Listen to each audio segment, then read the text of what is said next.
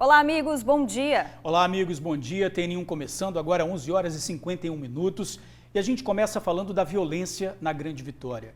Agosto é marcado por uma onda de assassinatos. Nesse fim de semana foram registrados pelo menos 11 homicídios. Uma das vítimas é um jovem. Pouco antes de ser morto, é esse daí, ele estava feliz, chegou a postar vídeos nas redes sociais. Horas depois, João Lucas foi executado a tiros no meio da rua. Jorge, esse crime foi em Nova Palestina, região da Grande São Pedro, gente. Uma região que nos últimos dias se tornou local de confrontos e tiroteios entre gangues do tráfico. Um cenário de medo e assassinatos. Horas antes de ser morto a tiros, João Lucas Rosário Valcher gravou esses dois vídeos.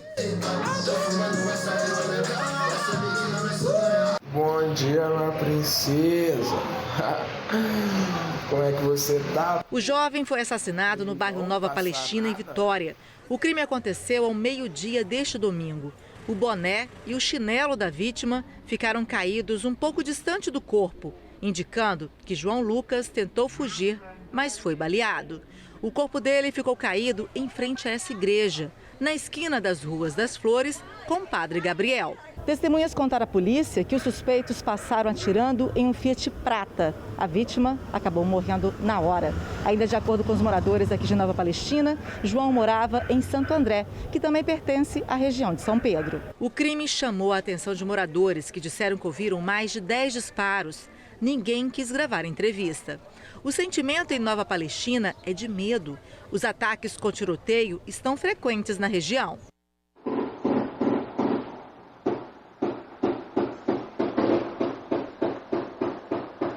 Na manhã deste sábado, 2 rapazes foram mortos no bairro.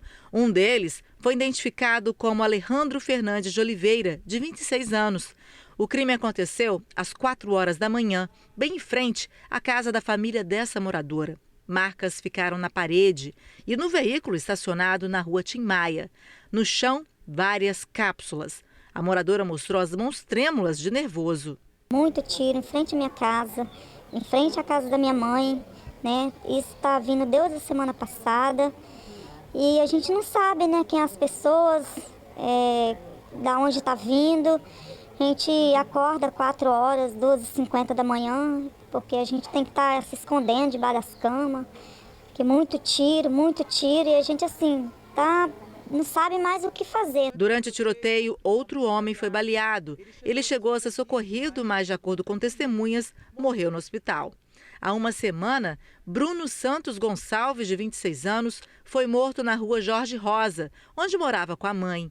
Isso mostra a insegurança de quem vive em Nova Palestina, região de São Pedro. Muitos inocentes que não podem sair de casa devido à onda de violência. É muito tiroteio, muito tiroteio. Então, assim, a gente está desesperado, né? A gente está querendo uma providência, né? Tirando de Deus, a gente pede ajuda, né, da polícia e para ver se para um pouco com isso. Não é para menos o medo dos moradores, né, Jorge? Fazendo uma conta rápida ali pela matéria da Manuela, foram pelo menos 4 assassinatos ali na região nessa última semana. Então, uma situação muito difícil que vivem os moradores ali naquela região. Olha, gente, o corpo de um homem foi encontrado numa região conhecida como Areal, em Vale Encantado, Vila Velha. A vítima tinha sinais de tortura, estava com as mãos amarradas e as 2 pernas quebradas. O corpo foi visto logo cedo por carroceiros que passavam por esta área. É um loteamento em Vale Encantado, Vila Velha. O homem estava com mãos e pés fortemente amarrados. A suspeita da polícia é que ele tenha sido trazido para ser assassinado aqui, fato que deve ter acontecido durante a madrugada. No corpo da vítima, os peritos encontraram uma tatuagem com o nome de Daniel e 2 perfurações, uma na cabeça e outra nas costas. E pelo jeito, antes de morrer, a vítima, que aparenta ter entre 25 e 30 anos, foi brutalmente espancada. Teve as 2 pernas quebradas. A polícia não sabe ainda a autoria do crime, mas pelo menos já tem a suspeita da motivação. Uma das hipóteses que pode ser levantada para explicar esse homicídio é uma denúncia que a polícia vem recebendo há cerca de 10 dias de uma pessoa com as mesmas características que estava realizando furtos na região. Pois é, gente, ainda não há mais detalhes dessa ocorrência porque o caso ainda está em andamento. Olha, já a repórter Suzy Faria vai trazer o balanço do fim de semana que foi muito violento aqui no estado. Gente, foram 11 assassinatos só na Grande Vitória. E a gente viu agora há pouco, né, muitos assassinatos só na região também de Nova Palestina. Agora a gente fala de uma perseguição policial que terminou com um carro em chamas. O veículo pegou fogo ao bater num material de construção. Foi no bairro Santo Antônio, em Vitória. A PM informou que uma viatura começou a perseguição porque o motorista do carro dirigia de forma muito lenta. Quando os militares pediram para que parasse, ele começou a fugir da viatura, dirigindo perigosamente. Ao tentar fazer a curva, bateu no muro e pegou fogo.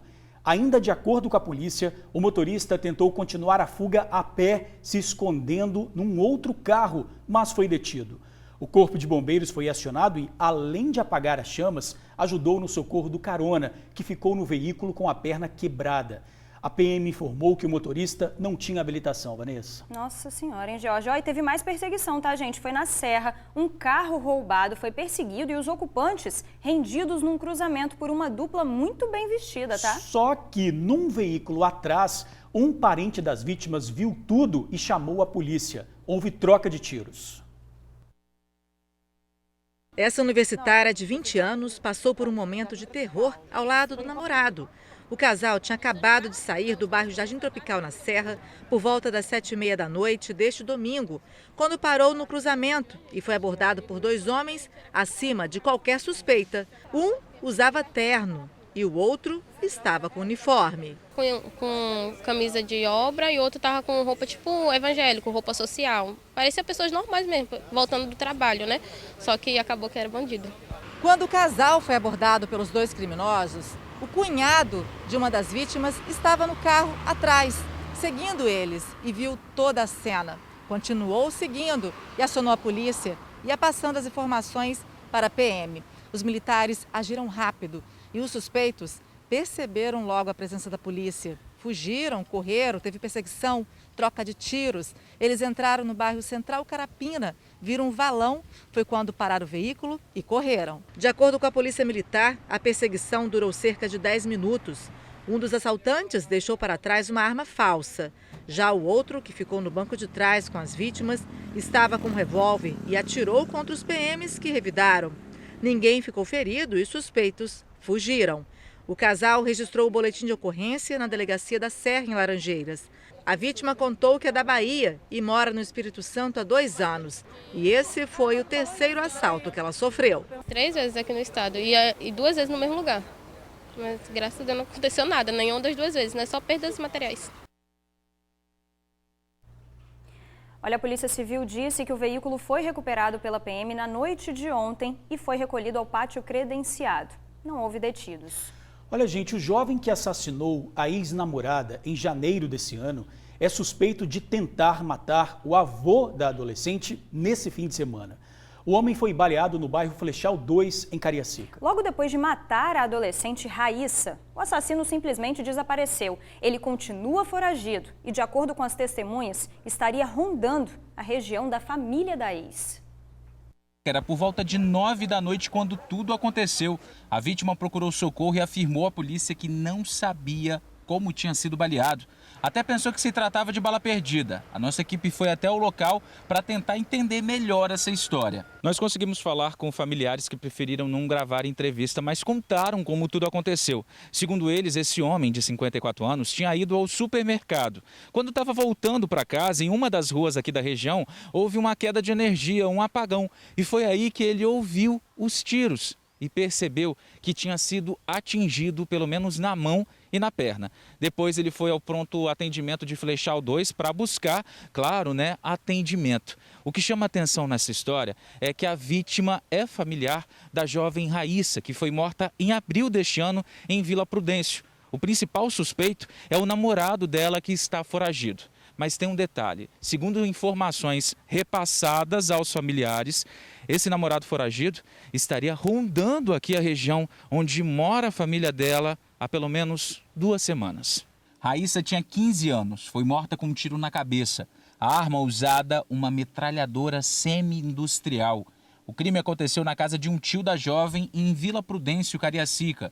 O principal suspeito do crime é Guilherme Mamed Santos, de 26 anos, que continua foragido. A suspeita se sustenta por conta dos áudios e vídeos que ele enviou à vítima antes do crime ser cometido. Tô vivo, tô morto não, com a peça na mão, todo mundo me vendo na rua. Uma hora eu te acho, Raíssa. Se você não tá acreditando em mim, a notícia vai bater na sua porta, parceira. Desse jeito aqui, ó. Na época, essa familiar afirmou que era uma tragédia anunciada. Na verdade, a gente já esperava uma notícia desse tipo, porque eles não... Ela era muito jovem, né? E ele já é assim, mais velho. E eles viviam brigando, ela queria se separar e ele ameaçava inclusive a família, né? Ao pai, aos tios. Antes da morte da adolescente, em janeiro, outro parente próximo foi assassinado. Mataram meu filho também lá no Flechão, dentro de casa, o Hélio, que mataram dentro de casa. A gente agora quer uma resposta, que a polícia faça alguma coisa. Por telefone, a família só afirmou que moradores avisaram que Guilherme teria sido visto rondando a região. Por aqui, moradores preferem não conversar com a imprensa, assim como a vítima, já que não sabe o que de fato pode ter acontecido. Bom, a Polícia Civil disse que investiga o crime. O suspeito de balear a avó de Raíssa e de matar a adolescente continua foragido. Denúncias podem ser feitas pelo 181. Vamos chamar agora ao vivo a repórter Suzy Faria, que fala desse fim de semana violento no estado. Ô Suzy, foram pelo menos 11 assassinatos no Espírito Santo. Suzy, boa tarde para você. Ei, George e Vanessa, amigos do TN, boa tarde. Olha só, 11, George, não foram no estado inteiro não, meu amigo. Foi só aqui na Grande Vitória. Sendo que desses 11, 6 se concentraram na Serra. 3 em Nova Palestina, como vocês viram. Um local lá como chamado de Buraco Quente, que como nós falamos durante toda a semana passada, é resistência também à influência do trem-bala. Por isso, os ataques constantes que estão acontecendo ali, e você pode ver que nesses 2 casos aí, ou melhor, nos 3, né, que a Manuela citou, que um morreu no hospital, foram pessoas que deram ataque à rua Jorge Rosa, como é conhecido o Buraco Quente ali, né? A rua Jorge Rosa, e que acabaram morrendo nesse ataque. Agora, George, quando você traz essa estatística para todo o estado, meu amigo, é preocupante, viu? Olha só, uma das primeiras estatísticas que mostra que no ano de 2020 foram 430 homicídios nesse período de julho e agosto, né? Um pouquinho aí de agosto. Para esse ano, já foram 360 em 2021. Aí você fala, ainda estamos no lucro? Nem tanto, meu amigo.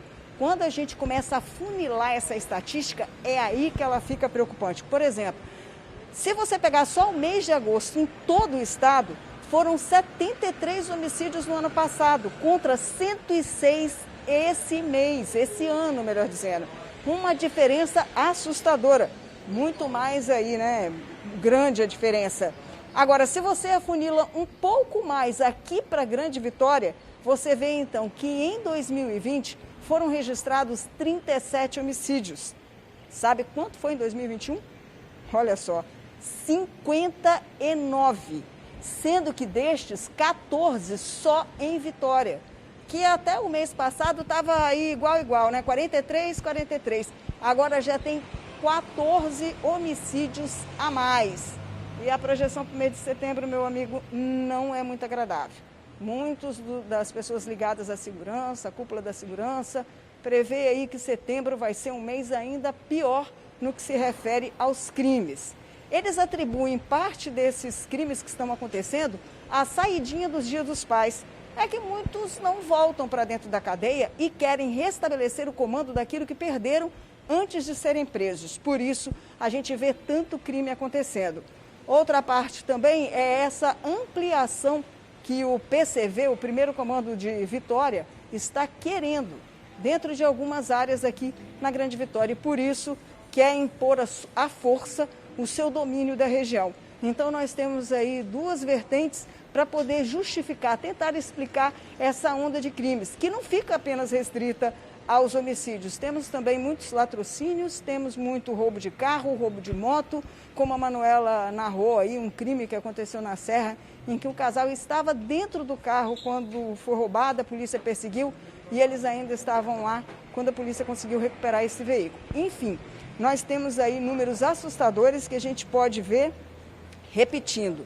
Só na Grande Vitória, nesse ano, foram 106 assassinatos, ou melhor, desculpa, no estado, no mês de agosto, foram 106 assassinatos em 2021, contra 73 de 2020. E quanto que na Grande Vitória, só no mês de agosto até agora, foram 59 mortes contra 37 do ano passado. E lembrando uma frase, Jorge e Vanessa, que eu ouvi do padre Fábio de Mello, se referindo à saidinha.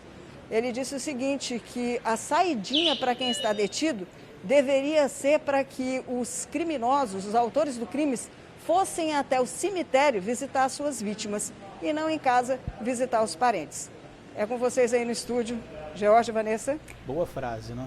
Com certeza. Suzy, você está falando sobre esse balanço, né, na violência, da violência no Espírito Santo, principalmente relacionada aos homicídios. E você acompanhou também uma história, né, minha amiga, de 2 pessoas que foram baleadas em Ponta da Fruta, Vila Velha, ali uma guerra do tráfico. Elas foram cercadas, né, por atiradores que estavam numa moto. Então a gente vai acompanhar essa matéria agora e daqui a pouquinho você comenta sobre esse caso. Vamos ver a matéria, gente. Os disparos aconteceram antes das 7 horas da noite e em várias quadras, duplas de moto eram vistas rondando pelo bairro à procura dos alvos, que seriam rivais do tráfico. Uma mulher foi baleada a 2 ruas daqui, levou um tiro no braço e outro na perna. Segundo a própria família, teria envolvimento com o tráfico. Os disparos aconteceram mais propriamente dessa rua aqui para lá, o ponto final, que também é um ponto de venda de drogas. Mas terminaram aqui por volta de 7 horas, quando uma dupla de moto conseguiu atingir, que estava tocaiada nesse ponto aqui, conseguiu atingir o alvo que eles queriam. Um jovem de 29 anos que acabou caindo aqui pedindo ajuda aos moradores. Depois disso, os tiros cessaram. Agora, os moradores contaram que nessa hora dos disparos aqui, quem estava de moto fez tanta atrapalhada que até cair do veículo caíram. E isso enquanto estavam disparando os tiros contra a vítima. Foi bem desesperador mesmo, porque muito tiro, muito. As crianças estavam brincando, né, correndo no quintal. E aí, tiro. E muita saraivada de tiro. Logo após, o indivíduo caiu aqui na minha porta, baleado, pedindo ajuda. Ele era um antigo amigo aí da minha mãe, da família. E eu prestei socorro. Léury Rosa de Oliveira, de 29 anos, foi levado para o PA da Glória e depois para o Hospital de Urgência e Emergência em Vitória. Tinha 5 perfurações. Ele teria saído da cadeia há cerca de 15 dias. Apesar dos disparos terem acontecido na rua, parecia que os atiradores estavam dentro de casa, para o desespero dessa senhora. Ela conta que o churrasco foi interrompido na hora e ela precisou controlar 8 crianças que estavam no local. Fiquei muito assustada. Parecia que estava, né, aqui na frente da casa. Pegamos as crianças, colocamos para eles, ficam quietinhos. Segundo os moradores, o bairro era tranquilo e agora vem registrando disparos vez ou outra. Isso começou a acontecer depois que Frank André, traficante que comandava a região, foi preso. A prisão dele aconteceu em 2019, no Paraguai, onde ele vivia com a mulher e desde então está na cadeia. Depois disso, gangues rivais a todo momento se enfrentam por aqui. Suzy, pelo que você contou aí pra gente, os bandidos eles tomaram conta ali da rua em Ponta da Fruta, né? Exatamente. Isso vem acontecendo já há algum tempo, principalmente depois que esse traficante foi detido aí no Paraguai. É como o pessoal costuma falar, né, o Jorge?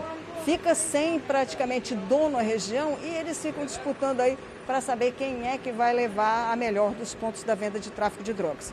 Inclusive, há uma suspeita de que esse rapaz que foi atingido hoje, que saiu há cerca de 15 dias da cadeia, aquilo que a gente falou um pouquinho antes, né?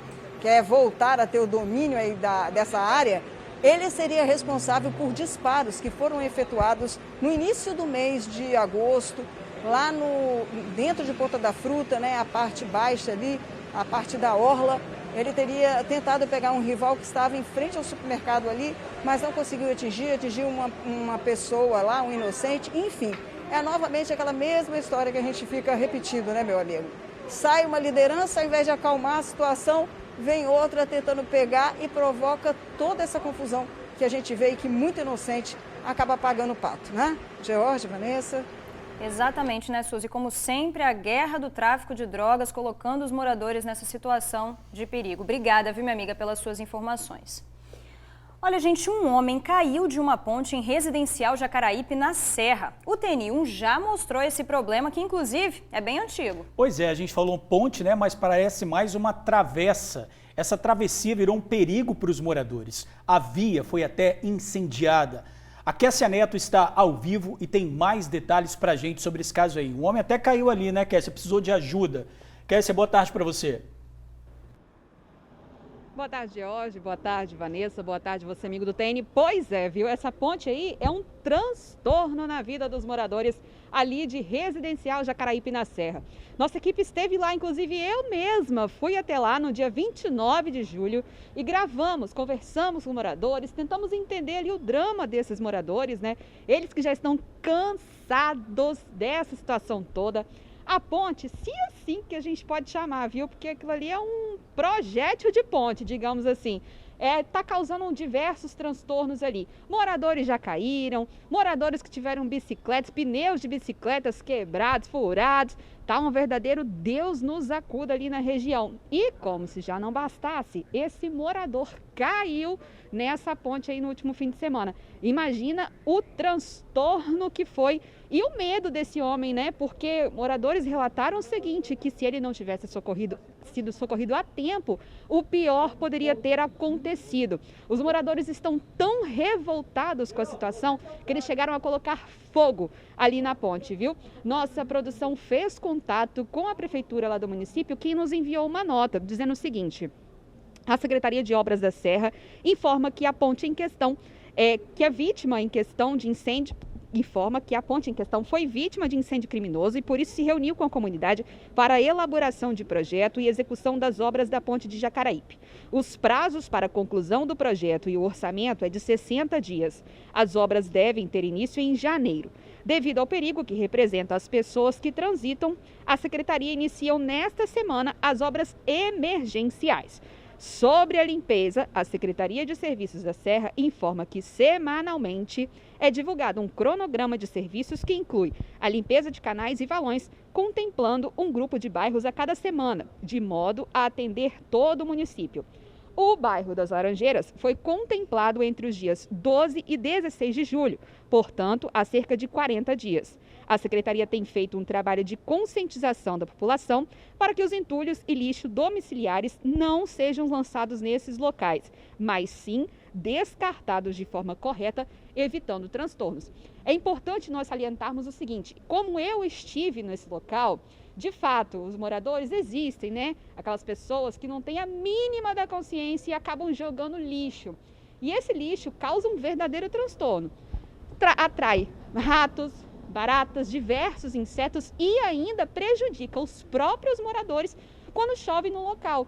Então juntou tudo, juntou a questão do lixo, juntou a questão da ponte ali, dessa falta de ponte, né? Desse projétil de ponte, porque a situação ali é complicada. Os moradores passam por ali, mas eles não têm uma segurança. Do lado da ponte não existe nenhuma segurança para eles. Então é caminhão que passa ali, muito coincidentemente falando, no dia que nós gravávamos ali naquele local, um caminhão carregado de areia passou naquela ponte. Eu entrei em desespero, George, Vanessa. Imagina, se a repórter ficou por ali no período de 1 hora, que dirá os moradores que têm que enfrentar essa batalha diariamente, não é isso? Volto com vocês. Da situação ali realmente precisa de uma solução urgente. Obrigado aí pela sua participação. Olha, gente, agora a gente fala do caso Milena Gotardi. O julgamento dos envolvidos no assassinato da médica entra na fase dos debates. Quem tem todas as informações, quem está acompanhando desde o início esse julgamento é o repórter Luciano Rosetti. Boa tarde, Luciano.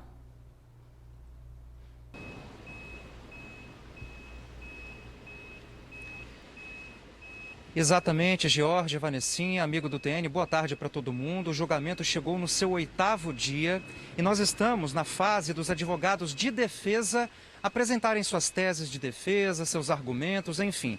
Hoje pela manhã, os advogados de Valcir e os advogados de Hermenegildo apresentaram suas teses de defesa. Logo na sequência serão os advogados de Esperidião e de Hilário. Lembrando que cada defesa tem mais ou menos ali 1h e 15 para apresentar suas teses, seus argumentos, enfim. A gente preparou uma reportagem que explica direitinho sobre tudo o que está acontecendo nesse 8º dia de julgamento. Vamos ver. Nas mensagens, ele dizia estar triste com a separação. Além disso, a promotoria revelou que Hilário trocou mensagens com juízes pedindo ajuda para reverter a liminar que garantiu que a vítima saísse de casa com as crianças durante o processo de separação. Isso foi realizado durante os debates entre a acusação e as defesas dos réus. Segundo promotores, Hilário queria montar um crime perfeito. Tinha inclusive planos para matar Jonatas, assassino confesso. Hoje, segunda-feira, os advogados de defesa vão continuar apresentando seus argumentos. Hoje é dia das defesas de Valcir, Hermenegildo, Esperidião e Hilário se apresentarem. Cada uma vai ter o tempo de 1h e 15 minutos para falar. Após a apresentação da defesa, os argumentos da defesa é que a acusação vai avaliar se vale a pena ou não estender o júri para apresentar mais provas na réplica e possibilitar que a defesa vá para a tréplica. As defesas esperam abrandar as penas dos réus. Expectativa em verificar se o Ministério Público, em face de tudo aquilo que foi dito, que foi levantado pelas defesas ontem e hoje, se eles virão na réplica ou não, ou seja, no contra-ataque dos argumentos que foram apresentados, e se caso não vierem no contra-ataque, será feita então a votação e a apresentação dos quesitos aos jurados, e a conclusão desse julgamento que já dura 8 dias, um desgaste físico, psicológico para todos nós, né? Tanto os advogados quanto a acusação e principalmente para os jurados que estão isolados há 8 dias. É óbvio que é um clima muito carregado, muita energia, muita carga emocional, mas nós já viemos preparados para isso, né?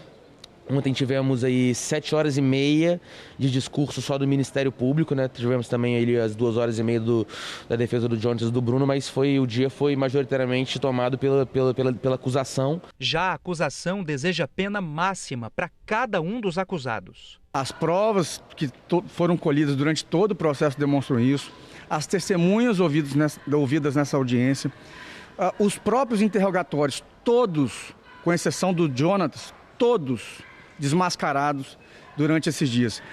O próprio interrogatório do réu Hilário Frasson foi completamente desmascarado quando comparado com todo o conjunto probatório do processo. Em razão de tudo isso, em razão dessas provas que foram produzidas, vão condená-los e acredito sinceramente que a pena máxima, 30 anos é o que a gente espera.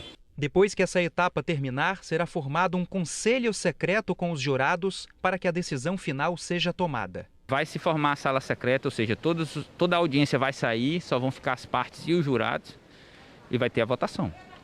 E aí, em seguida, acabando a votação, o juiz analisa os votos, condenado ou inocente, e depois aplica a sentença. Mais uma vez, Douglas e Dona Zilka chegaram ao fórum abraçados. Um apoio mútuo, em prol da família, em prol das filhas de Milena e em prol da justiça. Uma semana bem desgastante, né? Porque também a gente tem que depor, semana que relembra tudo que aconteceu naquela semana trágica, né? E volta tudo, né? O sentimento, né? As meninas estão bem, estão em casa, estão indo para a escola normalmente. E a gente está com a expectativa que hoje se encerre isso aí e que a justiça seja feita.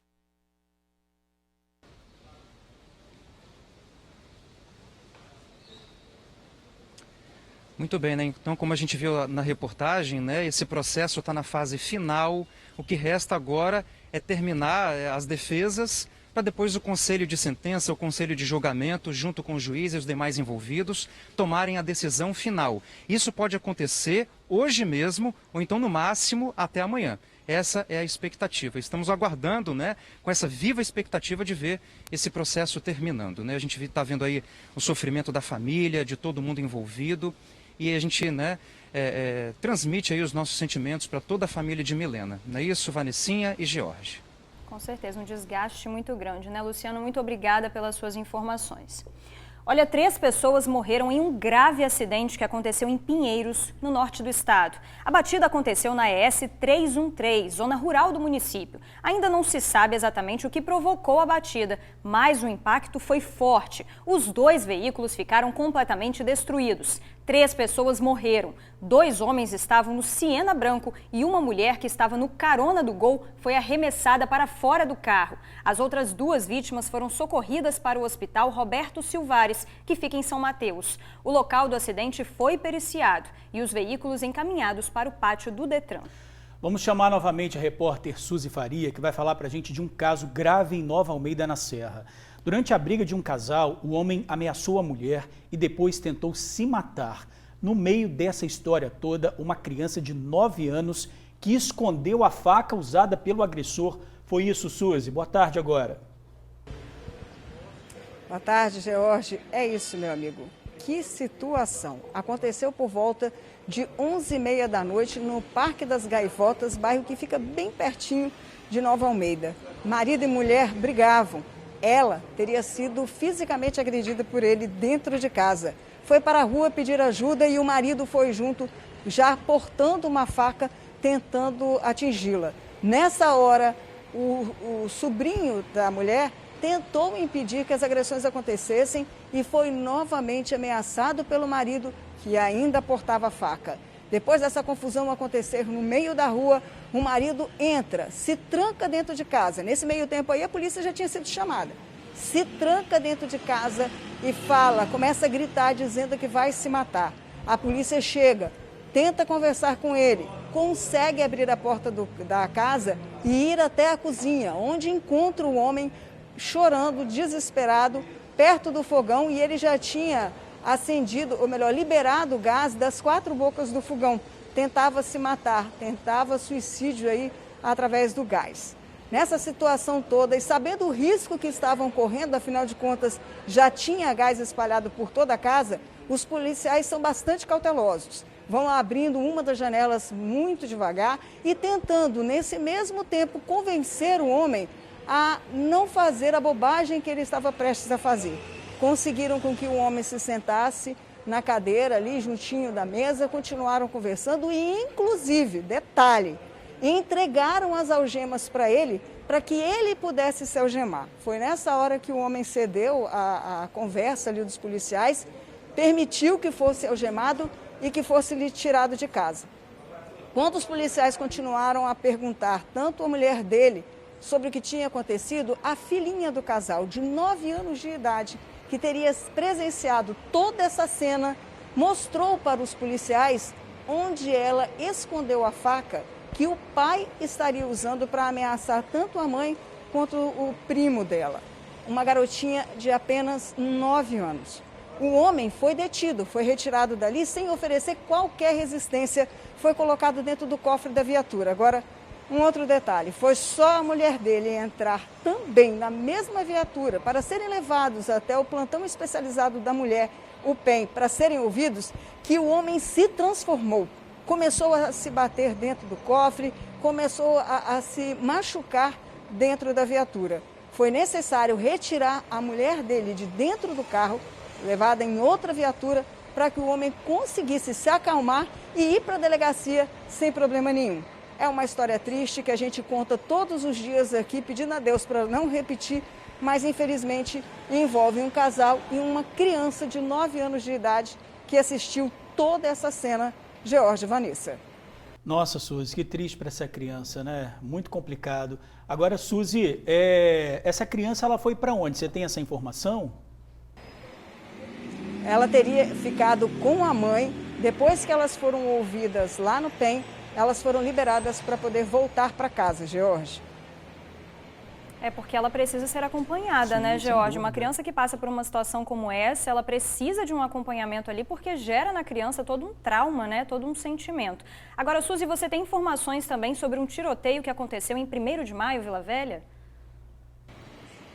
Pois é, né, Vanessa? A gente tem repetido muito essa informação aqui, mostrado como em 1º de maio a situação também está precisando de uma atenção um pouco melhor, um foco maior da polícia. E hoje de manhã não foi diferente. Os tiros começaram a acontecer no bairro e vocês vão ver uma foto aí curiosa de uma escada num poste e bem no cantinho assim uma moto. Pois é, era de um prestador de serviço de telefonia, que logo que os tiros começaram, tratou de descer da escada e se refugiar na casa de um vizinho lá para não ser atingido, não virar uma vítima inocente de bala perdida dentro desse bairro. Então essa cena icônica que ficou aí, olha, de um poste, uma escada no poste, é exatamente porque ele ficou entre os tiros aí, no meio da linha de tiro. E para não virar mais uma vítima, correu e se escondeu. Agora, Jorge, Vanessa, eu tenho uma última atualização com referência ao que vem acontecendo no Buraco Quente em Nova Palestina. Nós mostramos que na última semana, como a Vanessa mesmo colocou, 4 assassinatos naquela região. O Bruno, melhor dizendo, morador ali do bairro, que foi assassinado na quinta-feira, e depois mais 3 vítimas de pessoas que foram dar ataque no bairro e acabaram sendo assassinadas nesses ataques. Pois bem, a informação que nos chegou agora há pouco é que na escola Neuza Nunes Gonçalves, que fica em Nova Palestina, não vai ter aula. Por conta desses giroteios, por conta do medo que os moradores estão, foram suspensas as aulas presenciais hoje. Na semana passada, quando nós estivemos lá, muitos moradores já estavam tão preocupados com essa situação e também com o Cajum, que é um projeto social que fica ali, que eles próprios não estavam querendo levar os filhos à escola por medo, na hora de sair para ir e na hora de retornar da escola com as crianças, de estarem enfrentando os tiroteios que têm acontecido naquele bairro. Então, a última informação sobre Nova Palestina, aulas suspensas na escola Neuza Nunes Gonçalves. George, Vanessa. Ô Suzy, você falou agora há pouco, né, sobre um caso que aconteceu, uma foto curiosa. Quando você estava falando, a foto não foi exibida, mas agora a gente já tem essa foto. Relembra esse caso para a gente, por favor, Suzy. Essa foto que vocês estão vendo aí é de um prestador de serviços de telefonia que estava realizando um trabalho nesse poste ali em 1º de maio. Quando um tiroteio começou, ele largou tudo, largou a moto dele, largou a escada no poste e correu para a casa de uma pessoa ali para se refugiar. Ele estava na linha de tiro desse tiroteio que estava acontecendo ali em 1º de maio. E, novamente, para não ser vítima de disparos, para não ser vítima inocente nessa luta maluca, ele foi se refugiar, deixando tudo aí para trás. Como a gente já tinha falado, volto a repetir, é um caso que merece uma atenção aí especial da polícia, já que moradores têm sido feitos reféns, e nós já mostramos, né, George e Vanessa, em outros casos aí, vídeos das ruas completamente desertas, casas fechadas, portas fechadas, comércio também, para que o morador não seja mais uma vítima inocente desse tiroteio maluco que acontece naquela região ali. George, Vanessa? Suzy, obrigada pelas suas informações. De fato, né, Jorge, uma foto curiosa, a gente vê uma situação como essa, um trabalhador está ali, né, trabalhando, ganhando seu pão de cada dia, de repente ele é colocado no meio de um tiroteio, tem que largar tudo para trás e sair correndo e fugir, né? Como a Suzy disse, a gente já mostrou várias vezes, vários vídeos, né, do tráfico ali, da guerra do tráfico, fazendo os moradores de reféns, e agora a gente vê também um trabalhador que mais uma vez também foi feito refém ali nessa situação. Querendo ou não, ele foi feito refém, né? Ele foi colocado numa situação em que ele estava ali trabalhando e de repente é surpreendido por um tiroteio, George. Ele e toda a comunidade, né? Sofrendo como sempre, Exatamente. Mais uma vez. Olha, aconteceu de novo. Mais um homem foi detido em Vitória ao tentar furtar fios de cobre. Olha, o flagrante foi registrado por câmeras da prefeitura no bairro Goiabeiras. O vídeo flagra um homem furtando fios de spots de luz em um canteiro. Ele está abaixado e puxa a fiação. Em seguida, vai em outros 2 pontos e arranca os fios dali. Quem via podia até imaginar que ele estava indo para o trabalho. Camisa social, calça e uma mochila. O fato aconteceu hoje pela manhã no canteiro do cruzamento da Avenida Fernando Ferrari com a Adalberto Simão Nader, no bairro Goiabeiras. Quando chegaram lá, o indivíduo já tinha se retirado, onde ele realmente pegou o produto do furto, mas continuando sendo orientado pelo vídeo monitoramento, as guarnições encontraram ele e o produto. Sem resistência, foi abordado, encontrado todos os fios e encaminhado ao DPJ. Essas imagens são da chegada do homem no DPJ de Vitória. De acordo com a chefe de equipe da Guarda Municipal, Durante a abordagem, ele disse que parte dos fios ele encontrou e a outra parte ele furtou. Segundo ela, ele já tem muitas passagens pela polícia. O indivíduo foi detido pelos agentes e foi encaminhado para o DPJ de Vitória e aguarda ser autuado. Monumentos de cobre e ferro furtados de jazigos do cemitério de Bom Jesus do Norte, no sul do estado, foram encontrados pela polícia em Ferro Velho, no Rio de Janeiro. Um total de 50 monumentos de cobre e ferro estavam em Ferro Velho, da cidade de Campos dos Goitacazes. Todos os suspeitos do crime já foram identificados. Eles também teriam cometido o crime em cemitérios de outras cidades capixabas, como São José do Calçado e Guaçuí. Também agiram em Bom Jesus do Itabapoana, no Rio.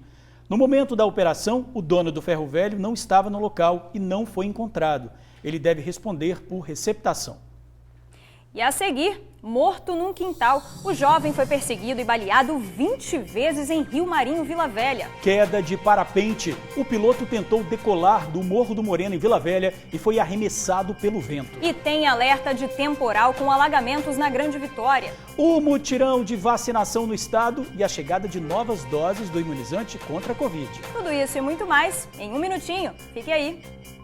Pois é, Vanessa, hoje eu acordei e tomei um susto quando eu abri a janela lá do meu apartamento e vi que o tempo estava completamente diferente de ontem, né? Exatamente, George. Eu dormi com calor e acordei com frio, não entendi nada também. Tinha vindo, inclusive, com uma blusinha assim, sem manga, mas tive que colocar o casaco, porque virou, gente, o tempo virou. E tem alerta de chuva e ventos fortes com possibilidade de alagamentos em todo o estado. Pois é, a repórter Kessia Neto está ao vivo lá no centro de Vitória. Imagem bonita, hein, Kessia? Como é que tá o tempo aí? Tá nubladinho, né? Pois é, George, tá meio nublado, viu? Vanessa, foi na hora certa você tirar o casaco aí, viu, minha amiga? Porque eu não tirei o casaco, tô passando um pouquinho de frio, confesso. Mas, ó, o alerta da Clima Tempo mostra que a semana começa com possibilidade de chuva forte, alagamentos e rajadas de vento que podem passar de 60 km por hora. O aviso vale para as regiões metropolitana e norte. A presença de uma frente fria no mar e a circulação dos ventos devem favorecer a formação de nuvens carregadas. O Instituto Capixaba de Pesquisa, o INCAPER, também traz previsão de chuva em todo o Espírito Santo nesta segunda-feira. A chuva deve cair até quarta-feira. Na Grande Vitória, a temperatura fica entre 21 e 29 graus. Já no sul do estado, a mínima pode chegar a 16 graus e a máxima a 33 graus. Na região serrana, a temperatura pode variar entre 12 e 25 graus. No norte, a mínima prevista é de 17 graus e a máxima de 32 graus. George, Vanessa, eu vou ter que vir trabalhar agasalhada amanhã para não passar o frio que eu estou passando hoje, viu? Pois é, com certeza você vai ter que vir agasalhada. Agora você também tem uma notícia do vento aí, né? Causou um transtorno lá no Morro do Moreno, Kessia? Verdade, George, imagina o susto dessa pessoa, viu? Um piloto de parapente passou um sufoco no Morro do Moreno. As imagens mostram que ele tentou decolar, mas foi arremessado pelo vento para um outro lado. De acordo com os bombeiros, ele não se feriu e voltou sozinho para a rampa, onde fez a decolagem correta logo em seguida. Falar para vocês, viu? Eu queria ter só a coragem que esse cidadão tem, porque eu não tenho não, sou medrosa, tenho medo de altura. E você, George, Vanessa, vocês têm medo também? Totalmente, eu não subo nenhuma escada, gente, direito. Quanto mais me aventurar desse jeito, pra mim não dá não, eu passo. A altura também não dá não, ainda bem que ele conseguiu se soltar ali, né? Porque ia ser perigoso aquela situação. Exatamente. Kessia, obrigada, viu, pelas suas informações. E se agasalha, tá, minha amiga? Se agasalha. A previsão da semana vai ser temperatura baixa. Olha, vamos voltar às nossas notícias policiais. Um rapaz foi perseguido e morto. Isso foi no bairro Rio Marinho, em Vila Velha. Ele caiu no quintal de uma casa depois de levar mais de 20 tiros. Caio Edson Neri Eloy tinha 19 anos. O jovem foi assassinado com mais de 20 tiros dentro do quintal de casa na rua Novo Brasil, em Rio Marinho, Vila Velha. Os familiares estavam abalados e não quiseram gravar entrevista. Apenas um tio da vítima contou que 2 rapazes armados empurraram o portão e atiraram contra Caio no quintal. Segundo a polícia, os criminosos fugiram e ainda não foram identificados. Olha, não há informações ainda sobre quem cometeu esse crime. E se você souber de algo, ligue para o Disque Denúncia 181, que o sigilo é garantido. Agora, antes da gente dar uma pausa nas notícias policiais, chegou para a gente agora uma última informação de um crime que aconteceu em Serra Sede. Uma mulher teria sido encontrada com várias perfurações, George. Pois é, mais um, né? Levando aí para 12 homicídios nesse fim de semana na Grande Vitória. Olha, gente, um incêndio atingiu uma área de mata no município de Ecoporanga, no norte do estado. Testemunhas falam em incêndio criminoso. Aí, pessoal, ó, estou aqui no bairro Vale Encantado. Colocaram fogo na mata que vai para a torre lá, ó, aqui do outro lado. Queimou o pasto ali que o Gentil arrendou e pegou fogo na mata, tá queimando árvores inteiras. Pecado uma coisa dessa. O ser humano é muito... Nossa, mãe. De lá de casa deu para ver os caras correndo. Estavam em duas pessoas e não se identificou quem é. Se adrenharam lá dentro da mata lá. E o fogo está consumindo toda a mata e vai virar para o outro lado lá. Agora é incontrolável. Pois é, o Corpo de Bombeiros disse que não foi acionado para essa ocorrência. Olha, agora a gente fala então sobre a pandemia da Covid-19 que continua fazendo vítimas no nosso estado todos os dias. Nesse fim de semana, 14 pessoas perderam a vida. Agora o estado totaliza 12.222 óbitos por complicações da doença e mais de 561 mil casos confirmados. Mais de 537 mil pessoas se recuperaram da Covid. Pois é, Vanessa, a vacinação continua avançando no estado, hein? Em uma rede social, o governador Renato Casagrande anunciou a chegada de novas vacinas hoje. São mais de 58 mil doses que serão distribuídas aos municípios nos próximos dias. Então, como é que está aí a vacinação, hein? Pois é, então vamos aproveitar para ver como estão os números da vacinação no nosso painel de vacinação. Mais de 2.400.000 pessoas já tomaram a primeira dose da vacina contra a Covid e pelo menos 1.185.000 já completaram a imunização. E teve mutirão de vacinação esse fim de semana. Das quase 60 mil pessoas que receberam o imunizante no sábado, 37 mil foram vacinadas com a segunda dose. O objetivo do mutirão foi diminuir a fila dos que já podem tomar a segunda dose da vacina e ainda não se imunizaram, além de vacinar as pessoas que estão no prazo para D2. Lembrando que a CESA autorizou a redução de 12 para 10 semanas o intervalo das vacinas AstraZeneca e Pfizer. Então, Vanessa, você tem novidades sobre a vacinação aí, né? Sobre agendamento. Exatamente. Gente, o objetivo desse mutirão que o governo do estado promoveu nesse fim de semana foi justamente para agilizar a vacinação da D2. E tem agendamento aberto hoje. Ó, Cariacica, às 2 da tarde, vai abrir agendamento da D2 de todas as vacinas e da primeira dose também para o público de 18+. Só lembrando que Cariacica, o site para o agendamento, é o Vacine Confia. A Serra também tem agendamento aberto, vai ser às 6 da noite. O público é da dose 1, de 18 anos ou mais, sem comorbidades, gestantes e puérperas e também da segunda dose. Agora, atenção, tá? Segunda dose para quem tomou a Coronavac até o dia 4 de agosto e AstraZeneca e Pfizer para quem tomou a primeira dose até o dia 23 de junho. Lembrando, então, que o site do agendamento na Serra é o gti.serra.s.gov.br/saúde. Guarapari também está abrindo agendamento hoje às 4h30 da tarde. O público, gente, são especificamente os profissionais da educação que precisam tomar a segunda dose da AstraZeneca ou da Pfizer. E o site para o agendamento é o site da Prefeitura de Guarapari.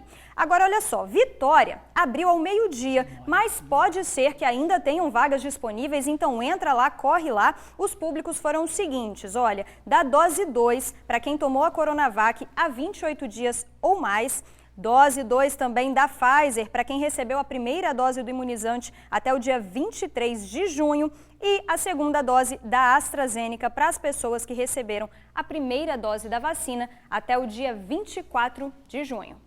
Olha, gente, o que a gente vai ver agora é um pedido de justiça feito pela filha do seu Dorvalino. Ele foi atropelado e morto por um motorista embriagado. O caso aconteceu em julho de 2019. E desde então, a família aguarda uma audiência de julgamento. Desde a morte do seu Dorvalino, para conviver com a dor, os familiares fazem tratamentos psiquiátricos e tomam remédios controlados. As imagens mostram um homem alegre e dedicado à família. Assim era o seu Dorvalino Boecker Rodrigues, que aos 65 anos teve a sua vida interrompida após ser atropelado no início da madrugada do dia 14 de julho de 2019. Keliane, uma das filhas da vítima, afirma que a vida da família acabou. Tiraram a vida do nosso pai, do avô, do marido. Desde então nós estamos à base de medicações, laudos psiquiátricos, tentando sobreviver. Vida nós não temos mais. Nós estamos sobrevivendo porque nosso pai era a nossa base, era a nossa estrutura. Então, desde a morte dele, nós não temos mais vida. A gente sobrevive. Saudade. É este o sentimento que prevalece na família Boecker. Além disso, eles precisam conviver com a dor da impunidade. Seu Dorvalino era aposentado e catava latinhas para ajudar no sustento da família. E naquele domingo estava voltando para casa quando foi surpreendido por um carro na saída lateral da pista, na altura do bairro Barra do Jucu, em Vila Velha.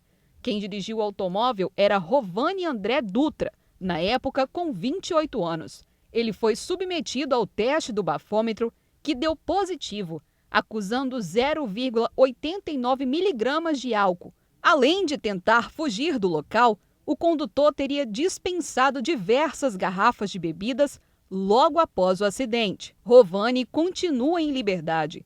A família, que não tem advogado, afirma que uma audiência foi marcada no ano passado, mas em função da pandemia, precisou ser remarcada somente para 2022. Nós sabíamos que a audiência estava marcada para 2020 e ela seria remarcada por conta da pandemia. Quando eu entrei em contato com o fórum, foi uma informação que me deram. E semana passada, estando eu na 6ª Vara Criminal, eu vi nos autos do processo que a audiência foi remarcada para o mês de maio do ano que vem. Quer dizer, vai antecedendo um mês a completar 3 anos da morte do meu pai. Então, vão ser 3 anos de espera por justiça pela morte do meu pai.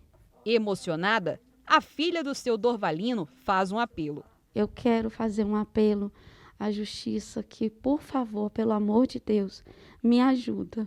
Me ajuda porque é meu pai, está fazendo falta.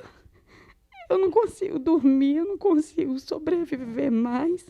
Eu tentei tirar minha vida, meu filho tentou tirar a vida dele.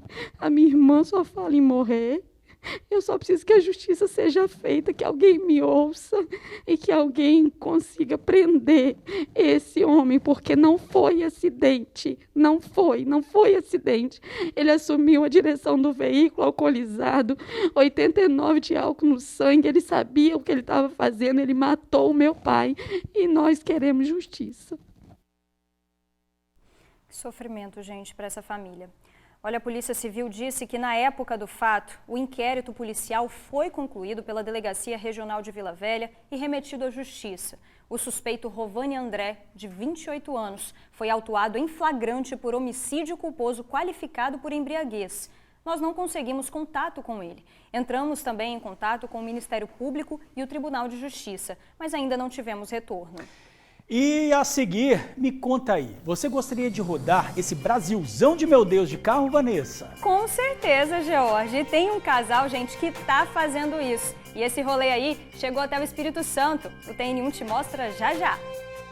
Olha, gente, a gente vai contar uma aventura aqui, Vanessa. Você já imaginou sair por aí dando uma circulada pelo Brasil? Com certeza já imaginei. Se pudesse, eu realizaria, inclusive, que é um sonho, né? Sair por aí percorrendo vários estados do Brasilzão, pensa? Pois é, tem um casal paulista que tá fazendo isso. Olha a inveja pra gente, hein? Olha, gente, que legal. E agora os dois estacionaram, sabe aonde? Aqui no Espírito Santo. E eles estão conhecendo as belezas do nosso estado. E também estão fazendo muita amizade, viu? Vamos conhecer?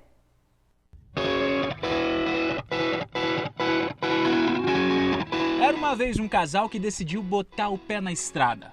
Flávio e Daniel mudaram a vida totalmente, deram um giro de 360 graus, trocaram o endereço fixo pelo itinerante, transformaram essa Kombi aí, na casa deles.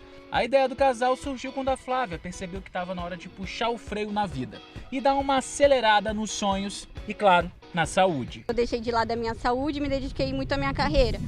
E quando eu fui perceber, por conta disso, eu estava com um problema sério de saúde, precisei passar por uma cirurgia e foi onde eu repensei e falei, as coisas não podem mais ser dessa forma. Juntos há 3 anos, o Daniel embarcou nessa constante viagem, trocando de CEP sempre com a Flávia. On-road, ou melhor, sobre as rodas, a casa deles é o Poçante. Nessa Kombi tem tudo que eles precisam, tudo mesmo. Eu tenho um fogão, tenho pia, tenho água, tenho todos os utensílios que eu preciso de cozinha, só não tenho forno. A gente tem um banheiro que é conhecido como porta-pote, né? Ele é um banheiro químico e a gente utiliza um produto biodegradável e aí a gente pode despejar ele em qualquer banheiro, qualquer vaso sanitário ou até no meio ambiente, pelo produto ser biodegradável, né?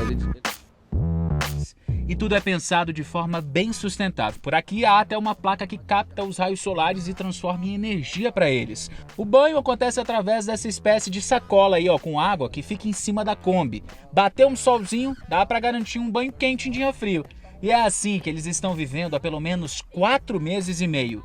E se você quiser acompanhar a vida desse casal que decidiu viver sem CEP, sem endereço fixo, você pode acessar as redes sociais. Eles se definem como nômades e digitais porque contam no Instagram como é que está sendo essa experiência, as reflexões de cada canto que eles param nesse momento agora, aqui no nosso Espírito Santo. Só que essa história, segundo eles, pode inclusive virar um livro. Nas redes, olha aí, ó, eles documentam tudo o que podem. E saíram do Paraná, passaram por São Paulo e Rio de Janeiro e há um mês estão em terras capixabas. Atualmente em Marataízes, mas deram um pulo na capital para conversar com a gente.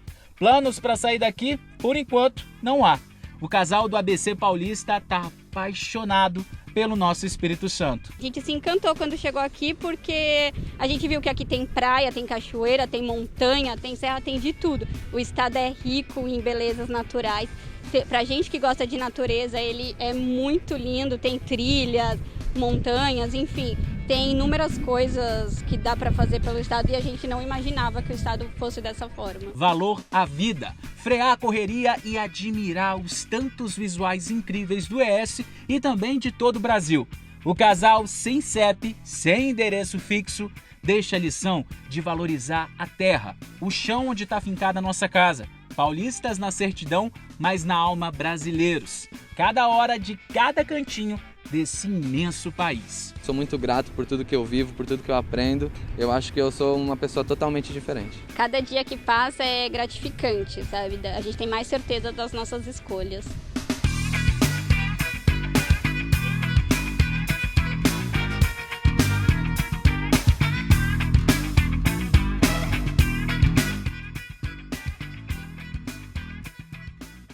Que legal, né, George? Não é por nada não, tá, gente? Mas eu acho que esse passeio que eles estão fazendo aqui pelo Espírito Santo deve estar muito bom, deve não? Com certeza, eu gostei. Ele sem CEP, quer dizer, não chega boleto. E aquela sacola que eles colocaram ali em cima da Kombi, que esquenta, também não gasta dinheiro com energia. Você viu, né? Que já está ali bombando no nosso bolso a conta de energia. Exatamente. Ai, gente, adorei a história desse casal, essa aventura aí que eles estão vivendo. E se você quiser, então, conhecer a rotina desses dois, vai lá no Instagram deles. É @chinelo.d.pneu. Vou repetir, @chinelo.d.pneu. Agora, George, agora há pouco eu falei, gente, sobre os agendamentos, né, que estão previstos para acontecer na tarde de hoje. Então, só para lembrar, o agendamento mais próximo é o de Cariacica, às 2 da tarde. Cariacica está com muita vaga em aberto para quem precisa tomar a primeira dose do imunizante que tem 18 anos ou mais, gestantes ou puérperas, ou para quem precisa tomar a segunda dose de todas as vacinas. Muito bem, recado dado, Vanessa. Agora a gente vai encerrar, né? Queria agradecer sempre a participação de você aí que está em casa. Obrigado mesmo pela audiência e a gente espera amanhã. É isso, uma ótima semana pra gente e até amanhã.